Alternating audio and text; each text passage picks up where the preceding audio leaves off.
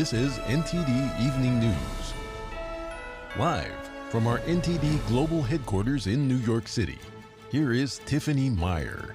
Good evening and thank you for joining us tonight. In the final sprint to tomorrow's New Hampshire primary, President Trump will tout support from his former rivals.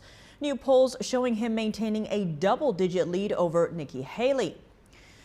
Good evening to you, Iris. What is happening there tonight and how is the race looking just a day before the first in the nation primary?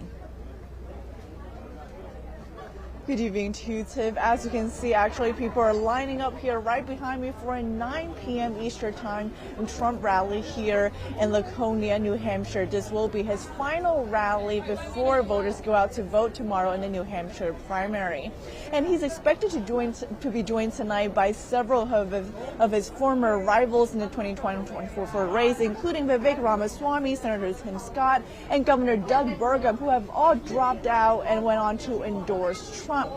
And in addition to that, his campaign told us that the goal is to show unity within the GOP and also to better defeat Joe Biden in the general election. We also just talked to a few Trump supporters outside who've been waiting honestly for some 5 hours since at noon today for this event. We asked them about how unified they think the GOP is. Watch. I think it's getting more unified, and the more months that pass by, the more and more unified we'll all become. It's getting better because they're all joining behind Trump. Do you expect their margin tomorrow to be as big as back in Iowa, or do you think it's going to be a tighter race between the two? It's hard to say because they can cheat with the numbers doing it this way versus the way Iowa does it. It also depends on how many independents are there so that they can vote for Nikki and take away from Donald. Unlike in Iowa, independent and undeclared voters here can actually vote in this state's GOP primary, although Trump does not seem to be actually concerned with that. New polling, actually 3 polls released today, shows that Trump is maintaining his lead over Nikki Haley, leading her by some 19 to 27 percentage points, which has been consistent with polls earlier. And Trump has also been touting support he's been getting from South Carolina Republican leaders, including, of course, Senator Tim Scott. And just today, Congressman Nancy Mace also went on to endorse Trump, and that is a snub to Nikki Haley. But it's unclear actually whether Governor Ron Desantis will be joining Trump like the others are doing for his campaign right here in New Hampshire, especially amid the heated back and forth between the two of them in the past few months. And actually in a Fox interview aired today, Trump said that it's highly unlikely that he's going to peg Ron DeSantis as his potential VP peg or a potential cabinet member position. Watch.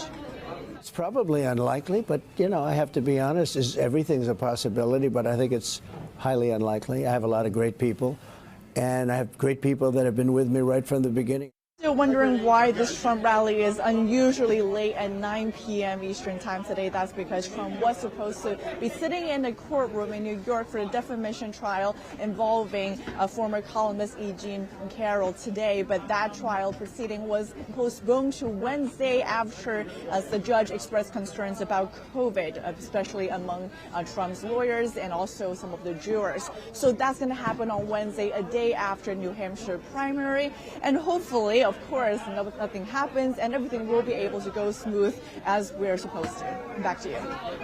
Iris, thank you for that update.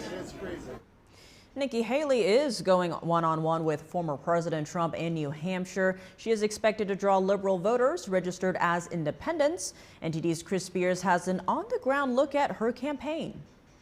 Hi, Tiff. We're here in Concord, New Hampshire, the capital of the Granite State, where the First in the Nation primary is set to begin tomorrow. Nikki Haley has been busy here. She had about 5 campaign stops today.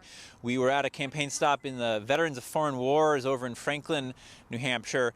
She's been campaigning with New Hampshire Governor Chris Sununu. Here's what she had to say about her campaign so far.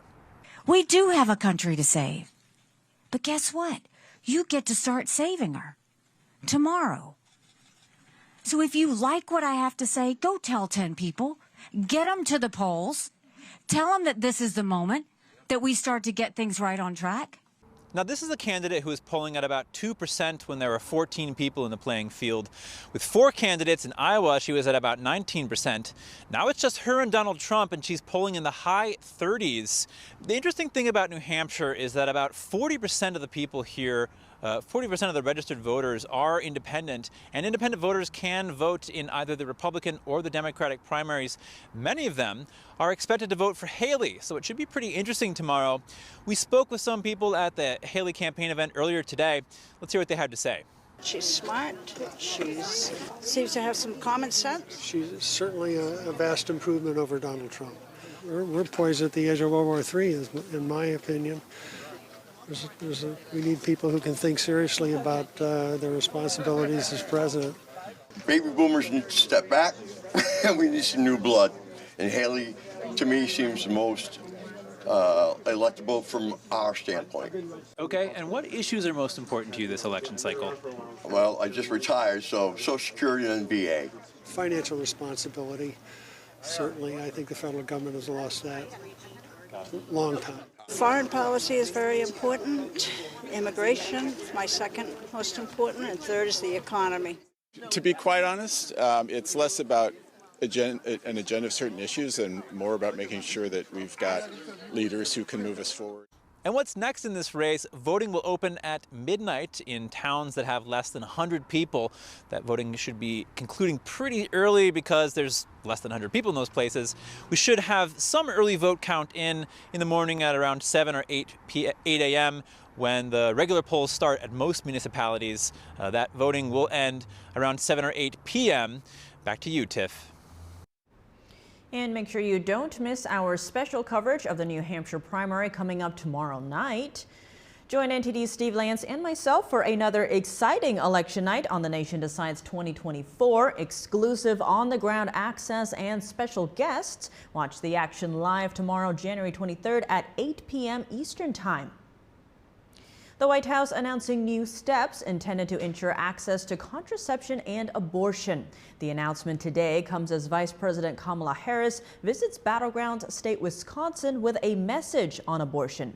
NTD's Arlene Richards has more details.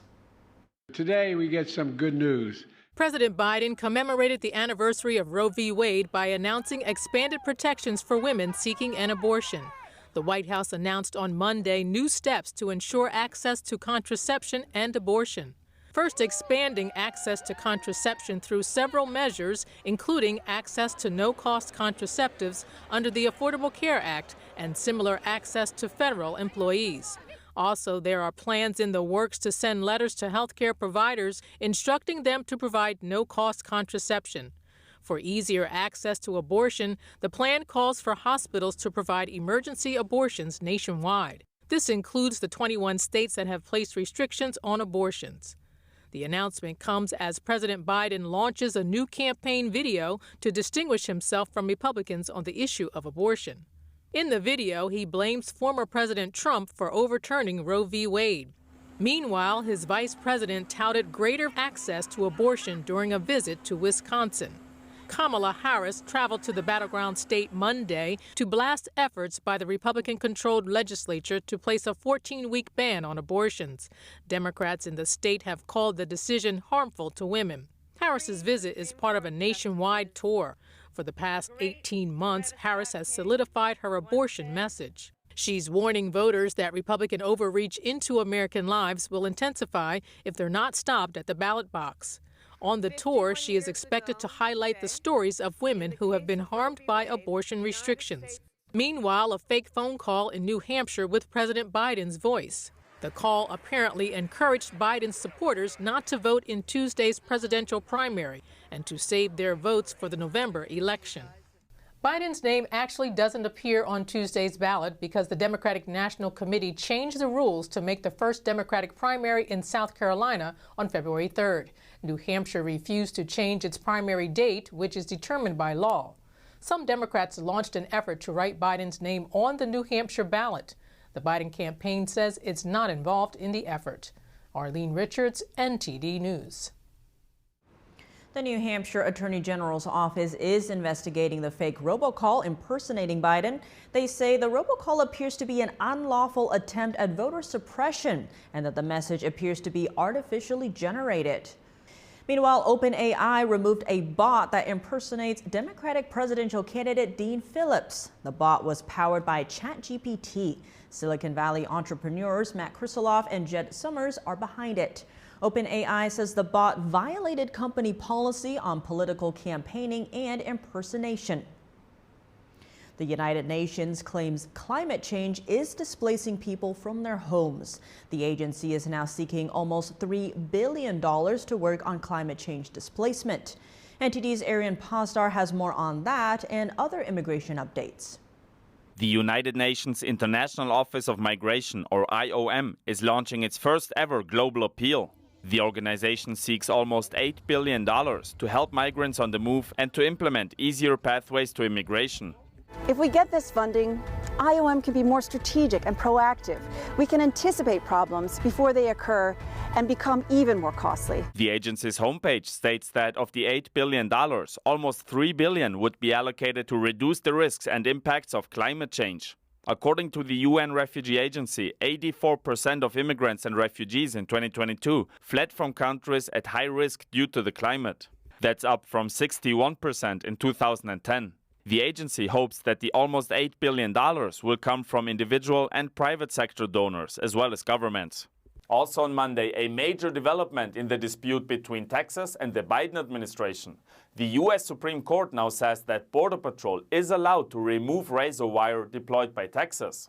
This comes after the Lone Star State started taking matters into its own hands. Just last week, state authorities started arresting illegal immigrants and charging them with criminal trespass. Meanwhile, Texas state officials are seen talking with migrants, standing on the other side of the fence. They're instructing them to head to official ports of entry. And lastly, Senate leaders say they're on track to finalize a deal for border funding this week. Democratic Senator Chris Coons on Sunday appealed to Republicans to accept the deal. If House Republicans refuse to take it up, to consider it and pass it, then they will own responsibility for another year in which millions of people suffer the journey of coming to our southern border, only to be either turned away or ultimately deported. The funding would be part of President Biden's supplemental aid package, which also includes money for Ukraine and Israel. Arian Pasdar, NTD News. Faculty members at the largest public university system in the U.S. are holding a week-long strike to demand higher wages. California State University's 23 campuses could see classes getting canceled.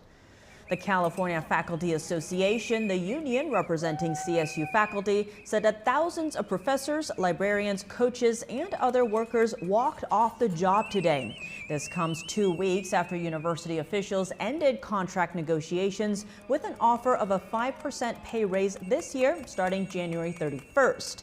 The union had asked for 12%. The union says CSU has $766 million in emergency reserves and can afford the salary increases.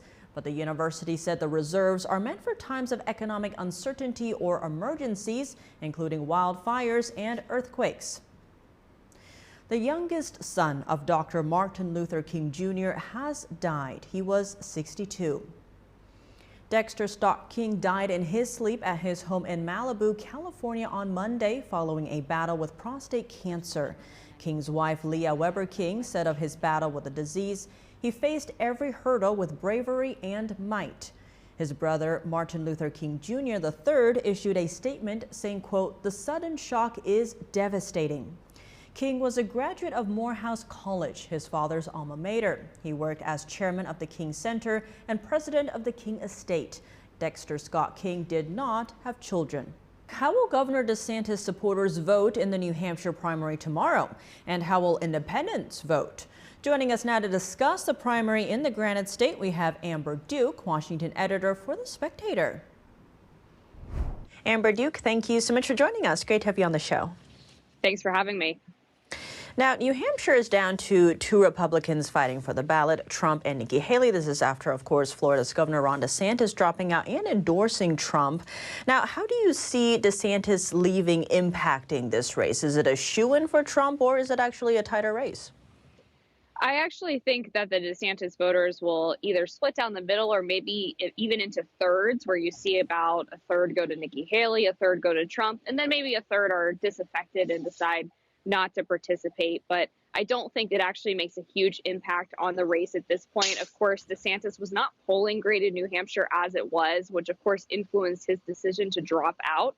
So we're still going to see heading into tomorrow that Nikki Haley and Donald Trump are somewhere between 10 to 20 points apart based on most of the polling.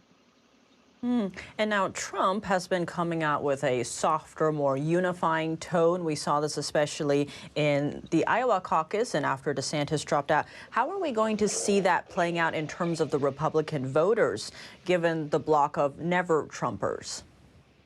Right. I mean, it's definitely a strategic approach, especially when it comes to here in New Hampshire. There are a lot of independent voters. And of course, this is an open primary. So independents and Democrats can vote in this Republican contest. Of course, Donald Trump as well at a rally this evening is supposed to have support from South Carolina Senator Tim Scott, as well as former presidential candidate and Governor Doug Burgum, who are both sort of in that more moderate Republican lane, have struck that softer tone. So that is another indication that Trump is definitely trying to court those voters that lean a little bit more to the middle. On the note of independent voters, you're actually on the ground in Manchester, New Hampshire right now, braving the elements there. How do you see independents voting, especially given the change by the DNC rules? Well, that's a great question, because right now we see that Dean Phillips on the Democratic side is doing some really heavy campaigning here in Manchester. We actually just saw him walk by our lunch spot a few minutes ago. He has the Dean team out here, as they're called, and surrogate Andrew Yang, who was out hitting the bar scene last night with the campaign. And so they're hoping that Dean can actually get somewhere between 30 and 35% of the Democratic vote, which, although it would not give him any delegates because the Democrats, the DNC, have officially changed the primary process. New Hampshire state law still requires them to go first. But that would send a message to the Democratic Party that Dean Phillips is perhaps someone that shouldn't be brushed, that he is a serious candidate. On that note, one of President Biden's few challengers, Marianne Williamson, is calling this change by the DNC that it will disenfranchise Democratic voters. How do you see that playing out in terms of the Democratic Party? Sure. I mean, we spoke to someone last night, a bartender who has worked in New Hampshire through several primaries, and he pointed out that he doesn't buy the Democrats' reasoning for moving their first primary state to South Carolina because of its higher level of diversity. He says New Hampshire is a very diverse state, maybe not ethnically, but in a lot of other different ways. And it's also very representative of the general American electorate because of the high level of independent voters here. So I think Marianne Williamson is right to point that out.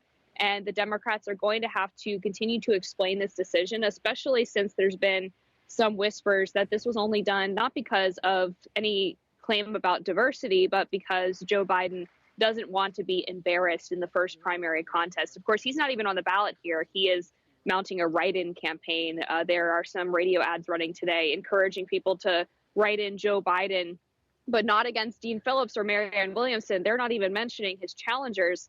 They're saying that people should go in and write Joe Biden today as a challenge to Donald Trump. Fascinating. Well, Amber Duke, thank you so much for joining us. Thank you. The Israel Defense Forces are increasing pressure on Hamas terrorists in the southern Gaza Strip, but the military operations appear to be challenging as the IDF accuses Hamas of using civilians as human shields. NTD's Jason Perry has the latest on the war and a warning: this report contains footage that some viewers may find disturbing.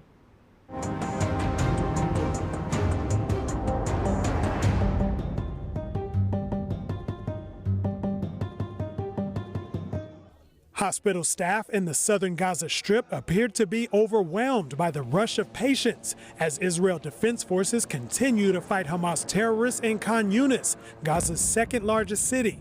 This doctor said Nasser Hospital in Khan Yunis is on the brink of collapse. Since yesterday night, with the expansion of Israeli ground operations in Khan Yunis, we received many injuries, a lot of them. There's no space for them. I work in the intensive care unit, and there are only 4 beds there. I was treating 10 or 11 injuries. Israel Defense Forces find themselves in quite a predicament as they try to defeat the Hamas terrorist group, as explained by this commanding officer in the IDF.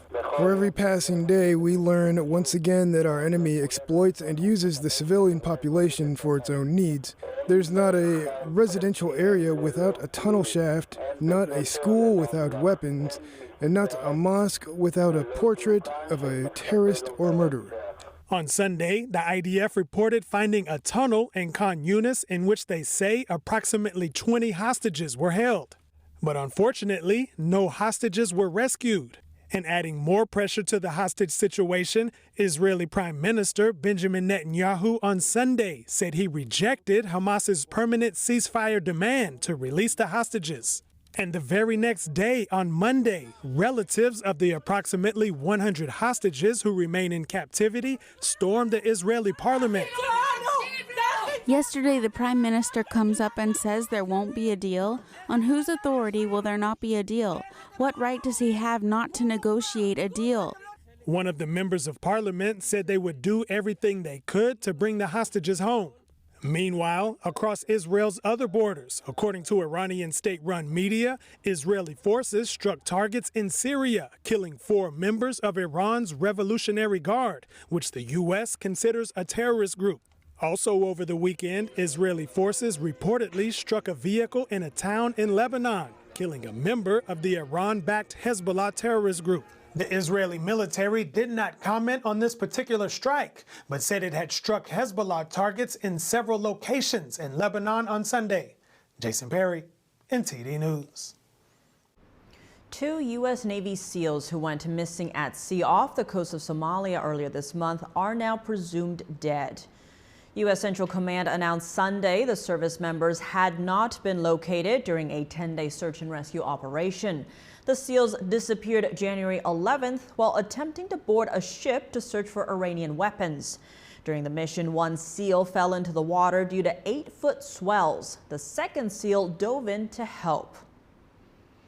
A human rights abuse on an unprecedented scale. The United Nations will hold its Universal Periodic Review for Communist China in Geneva, Switzerland tomorrow. The review is an examination of human rights records that all UN member states have to undergo every 4 to 5 years. A conference today highlighted the issue. Let's take a look. The evidence is overwhelming that this gravest and most despicable of human rights violations has occurred in China on a large scale in the past, and the evidence is that it continues to this day. The meeting highlighted the Chinese Communist regime's practice of forcibly extracting organs from prisoners of conscience and selling them for profit. Experts testifying at the hearing included human rights lawyers, professors, and medical professionals. It has been established beyond doubt that the Chinese Communist Party sanctions the murder of prisoners of conscience in order to harvest and sell their organs. The principal victims of this evil practice are Falun Gong practitioners that follow the Buddhist school practice of Qigong and Uyghurs. The evidence for this dates back nearly 20 years. Harold King is the deputy director at Doctors Against Forced Organ Harvesting. He presented data showing that in China, the number of transplant centers grew from 150 to more than 600 between 1999 and 2006. The number of annual organ transplants grew by 250% around the same time. China did not have a voluntary donation system in place during that time period. And the other factor that's really specific to this case, to forced organ harvesting, is that waiting patients from around the world only had 15 days to 1 month waiting time. And again, this is in great contrast to what happens in Europe or America or other countries where it can be months or even several years. Falun Gong practitioners are believed to be a major source of organs. Also known as Falun Dafa, it's a spiritual meditation practice based on the principles of truthfulness, compassion, and forbearance. It grew enormously popular in China in the 1990s. In 1999, the Chinese regime unleashed a brutal campaign to eliminate the practice. Millions of Falun Gong practitioners were harassed and imprisoned. At least thousands were tortured to death. We call on the United Nations member states to courageously question China's human rights record during the Universal Periodic Review. We propose the creation of a special rapporteur on forced organ harvesting of living prisoners of conscience in the People's Republic of China, and we call for the establishment of an international criminal tribunal for forced organ harvesting in China. The panel said that the silence and inaction of the international community has emboldened the Chinese state to commit more human rights abuses globally. Tuesday's session of the UN Universal Periodic Review will focus on human rights issues in China. They include the crackdown in Xinjiang, Tibet, Hong Kong, and civil society. For the first time ever, energy giant Exxonmobil is fighting back against green investors in the courtroom. It's suing two shareholders, saying their climate-related demands could drive it out of business. NTD's Dave Martin has more. Exxonmobil is suing activist investors. It wants to block investment firms Arjuna Capital and Follow This from putting forward their shareholder proposal, which would force the company to significantly reduce its carbon emissions and even target its customers' emissions. It says this would, quote, force ExxonMobil to change the nature of its ordinary business or to go out of business entirely. It says Arjuna Capital and Follow This own stock in the company solely for the purpose of eliminating oil and gas investments necessary to meet society's needs. ExxonMobil has been dueling with activist investors for many years. These investors want the energy giant to wind down its oil and gas business and to invest in renewable energy. Arjuna Capital says that environmental responsibility and social justice are all bottom-line concerns. Follow This says green shareholders change the world and says it unites responsible shareholders to push big oil to go green. If the proposal were to win approval, Exxon would still not be legally required to comply with it, but it would exert pressure on Exxon to address the issues raised in the proposal. This is Dave Martin for NTD News. President Biden's name will not be on the ballot in the New Hampshire Democratic primary tomorrow. How will this impact his campaign going forward? Next to discuss Biden's campaign, we have BIRO. He's a former Obama regional campaign director and a Democratic strategist. BIRO, thank you so much for joining us. Great to be on the show. It's great to be with you. Thank you. Now, there's a lot of buzz around the Republican aspect of the New Hampshire primary, but what about on the Democratic angle? Due to the DNC change in its rules, President Biden's name won't be on the ballot unless you write it in. Where does that leave the Democrats? It's tricky, and look, we really do honestly have to go in there and write in the names. So that's just the way it is. Sometimes that's the breaks you've got, and the reason for that is because South Carolina upped the ante and claimed their spot further up on the ballot, so on the primary schedule. So there you go. That's why we're having it, and it's going to be a challenge. And will President Biden's name not being on the ballot unless as a write-in actually hurt him? Not in this primary. It would anywhere else, but in New Hampshire, he's good. I'm more intrigued to see what's going to happen with Nikki Haley tomorrow night.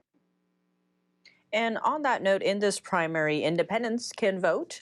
But given that the Democrats have this rule change, are independents going to be voting more on the Republican side, or what can we expect there?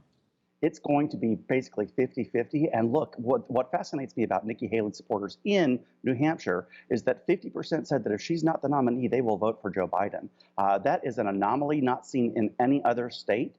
So that's going to be very telling. I'll tell you, as a Democrat, we're hoping that Nikki Haley actually does really well for that reason. And on that aspect, from the Democratic angle, given that Ron Desantis, Florida's governor, has dropped out, how do you see that impacting the race tomorrow between Trump and Nikki Haley on the Republican side? Of course, we all know that he endorsed Donald Trump, but his supporters have minds of their own. And most of them, of course, will break for former President Trump. But I do expect some peel off because people are kind of tired of the craziness from the prior Trump administration. And there are plenty of people out there, sensible, moderate Republicans, who are looking at the indictments with question. I want to zoom in on the DNC rule change. So Marianne Williamson, she's one of President Biden's few challengers. She is saying that the fact that the DNC moved their first primary to now South Carolina will, quote, disenfranchise Democratic voters in New Hampshire. Is that a fair argument from her? Anything is fair when it comes to Marianne Williamson because her objective is to sell books. And look, I respect the hustle, but I'll tell you that I was on her most recent live stream and I was the 54th person. There were never more than that in her live stream. So I don't take her candidacy that seriously, not as much as I did the last go round. And you mentioned how this would hurt President Biden in any other primary, but not New Hampshire this time. Expand on that for us. He's got a commanding lead. They've peeled off any possible. Look, I'll be honest with you. I think competition is what makes us great as Americans. I would have preferred for this to have been an open primary for his seat because I think that would have improved his chances. It would have gotten him more exposure. It would have put to rest some of the rumors that he is of feeble mind or something like that. But we're stuck with this. We're going to make the most of it, and I think he's going to come out just fine. I expect Marianne Williamson will be dropping out not long after this. Robin BIRO, thank you so much for your time. Thank you. And we'll welcome Robin BIRO and other special guests back tomorrow night for our live coverage of the primary. Join NTD's Steve Lance and myself for another exciting election night on The Nation Decides 2024. Watch the action live tomorrow, January 23rd at 8 p.m. Eastern Time. Coming from humble beginnings, Walk for Life West Coast has grown to be one of the largest pro-life events in the nation. San Francisco hosted thousands at the annual gathering over the weekend. NTD's Jason Blair reports. The Walk for Life West Coast held its annual event in San Francisco on Saturday. Despite the rain, thousands came out to make their voices heard. We're from all over California supporting pro-life. A large crowd rallied in front of City Hall before the walk. The future belongs to children, and the future belongs to families, raising those children. 1/3 of our generation has been killed by abortion. These are our brothers, our sisters, our aunts, our uncles, our neighbors. I just wanted to represent my school and get some more knowledge and like hands-on experience out here. Dozens of counter-protesters gathered across the street in a separate area. They made their message heard with signs, chants, and a small marching band. There was a heavy police presence and things remained civil between the two groups with nothing escalating. San Francisco is a largely pro-choice city. Despite that, it's been the host of what's now the West Coast's largest pro-life event for 20 years now. San Francisco is a great city. So it's important for people to realize that there's a lot of people inside the city who are pro-life. The group marched downtown, ending at the city's Embarcadero Plaza. Jason Blair, NTD News, San Francisco. In-N-Out Burger has announced they're closing down their only location in Oakland, California. The reason is due not to a decrease in sales, but an increase in crime. In a statement on Sunday, In-N-Out said it has decided to close its first location in Oakland near the airport due to rampant crime. The company's COO said, despite taking repeated steps to create safer conditions, our customers and associates are regularly victimized by car break-ins, property damage, theft, and armed robberies. The location will remain open until March 24th. Employees are given the choice to transfer to a nearby In-N-Out location or receive a severance package. The Oakland location has been around for over 18 years. The location has been a busy and profitable one, but the company's priority is the safety of their customers and employees. I'm well informed about In-N-Out Burger because that's a very profitable location, but the crime is just impossible for them to survive over there because the city has really taken a hands-off approach to crime and public safety. So there's no way for a lot of businesses to survive in Oakland right now. In a previous interview with NTD, Chris Moore, a candidate running for Alameda County Supervisor, said increasing crime is hurting small businesses. People are afraid to live in Oakland. There's businesses, 6,000 businesses stopped paying business tax last year. That means 6,000 businesses closed, right? So every small business, it's primarily impacting the Black and brown and immigrant communities, they are hurt the most. They're losing their jobs, they're losing their cars being stolen. City leaders have been blamed for the failed policies that led to the uptick in crime. They really went crazy about this whole defund the police and don't have police. But the majority of residents in Oakland, they pay taxes as business owners. We demand our taxes be used for public safety. Oakland auto theft has increased 44% in 2023 compared to 2022. The Shell gas station near the airport has gone viral for being a regular target for thieves. Car rental companies at the airport warn visitors to watch your belongings when getting gas there. Here's some good news in weather. It's getting warmer. But the bad news is changing temperatures are bringing a different kind of severe weather this week. Today, the Central Plains are getting sleet and ice storms. Now, people from the Southern Plains to the Great Lakes could see accumulating ice and freezing rain through tonight. So far this month, winter storms have claimed at least 82 lives around the U.S. Tennessee, Mississippi, and Oregon were hit the worst. The severe weather isn't over yet, but it will be changing. Soon, areas across the eastern U.S. could be almost 30 degrees warmer than last week. And areas farther south will also likely see warmer temperatures. But forecasters are predicting heavy rains and a risk of flooding. And now for your sports news, we're joined by NTD's Dave Martin. Dave, another big weekend of NFL playoffs, leaving with just 4 teams left now. Do you have a favorite among them? You know, I sort of have one. You know, going into Saturday, I thought San Francisco was really the best. But I thought they were actually pretty fortunate to beat Green Bay. You know, Brock Purdy, who could win MVP, he missed on several throws that really could have been intercepted, should have been. But he was fortunate they weren't. I mean, they only won by 3 points. One interception really could have doomed them. Now, Baltimore and Detroit, they both had good wins. They're considered somewhat wild cards, though, because they haven't been to this round of the playoffs in a while, so no one's really sure what to expect of them. I mean, Detroit, they haven't been this far in 30 years, and they've never made a Super Bowl. Meanwhile, the Chiefs, they had the most exciting win. I mean, that was another great back-and-forth contest between them and the Bills. I'm still not as high on the Chiefs just because of their receivers, so I'm going to stick with the Niners. And on the note of the Chiefs, after that win, Wide Right 2 was trending on X, or formerly Twitter. What is the significance of that?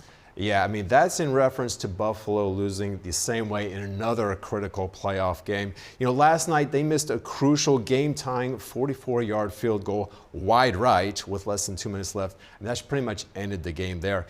Even more famously, they lost Super Bowl 25, I mean, this is like 30 years ago, when they missed what would have been a game-winning 47-yard field goal with like 8 seconds left. That was the original wide right. Now, 47 yards for an NFL kicker is considered makeable, so it's kind of considered the beginning of their bad run in the postseason. I mean, they would go on to lose 4 straight Super Bowls, and that game was really their best shot. Now, they've had a very good team the past 4 years. Unfortunately for them, the Chiefs have now ended their season 3 of those years. To me, as long as they have Josh Allen and a quarterback, they'll still remain contenders, though. Well, now shifting gears to tennis, the Australian Open is down to 8 left with both Novak Djokovic and Carlos Alcaraz remaining. Do you see those two meeting again for the title? Yeah, I mean, I think most do. They've really been flip-flopping 1 and 2 in the rankings for more than a year now, and they've had some very memorable matches. You know, they've yet to meet here, though, and Alcaraz, he's really never made it this far in this tournament. Of course, he's only 20 years old. But it's safe to say that in the absence of Rafael Nadal, Alcaraz has definitely become Djokovic's biggest rival. Should Djokovic win out here, most think he will, this would be Grand Slam win number 25. With Nadal sidelined and contemplating retirement, it's looking more and more like no one's going to catch Djokovic's mark for a long time. I mean, Nadal is at 22, but I don't know how many opportunities he's going to have left. In any case, both players play tonight. Should they meet, it would only be in the finals, so we'll have to see about that. Well, Dave, as always, thanks for joining us. Thank you, Tiff.